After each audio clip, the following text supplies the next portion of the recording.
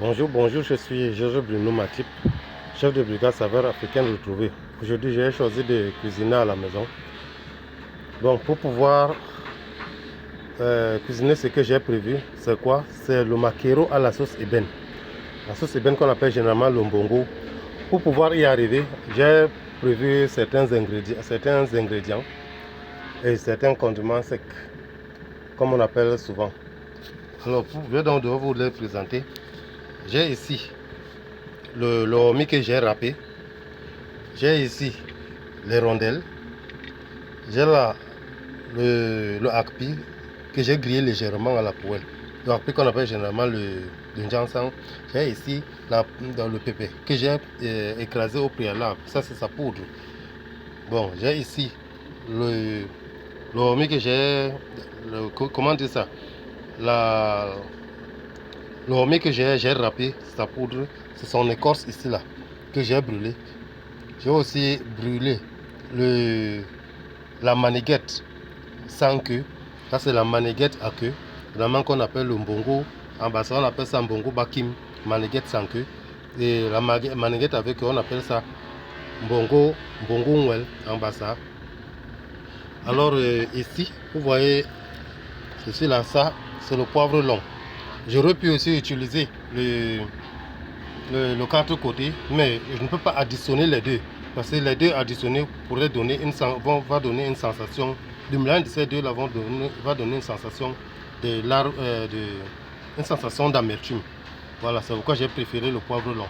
Nous allons en parler aussi des vertus de chacun de ces ingrédients dans une autre vidéo. Alors, pour augmenter un peu la quantité, j'ai mis 2 tomates, il y a l'ail, il y a aussi l'oignon. Voilà donc quelques ingrédients que j'ai dû réunir, pour pouvoir réaliser le maquereau à la sauce ébène. Alors maintenant, je vais donc devoir réunir tout cela, décortiquer l'ail et l'oignon, les ciseler pour pouvoir écraser. Maintenant, j'ai fini de nettoyer le poisson. Je l'ai éviscéré. Maintenant, il va falloir le traiter. Et pour le traiter, comme d'habitude, on va composer une solution. Un peu de vinaigre, un peu de sel, et vinaigre.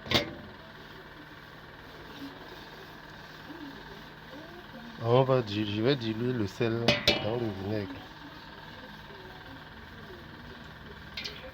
Voilà. C'est quasiment fait. Maintenant, je vais mettre le poisson à l'intérieur.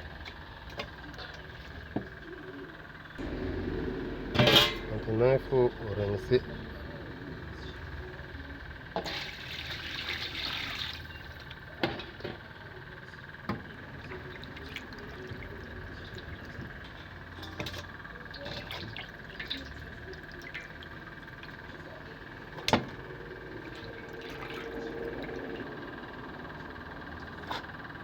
Et vous voyez comment le poisson est devenu bien clair grâce à cette solution-là.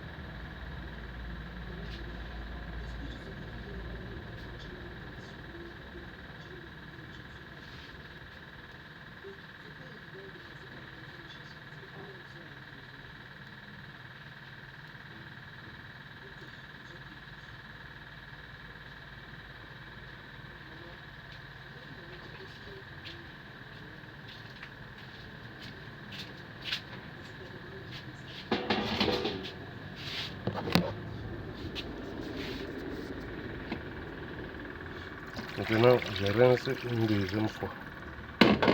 Je abondamment pour pouvoir dissoudre tout le vinaigre et tout le vinaigre et le sel.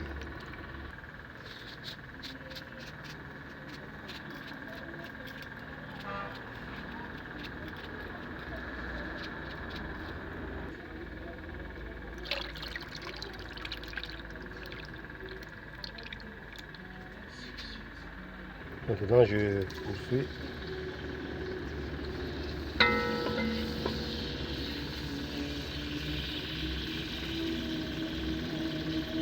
Maintenant, je vais introduire le poisson.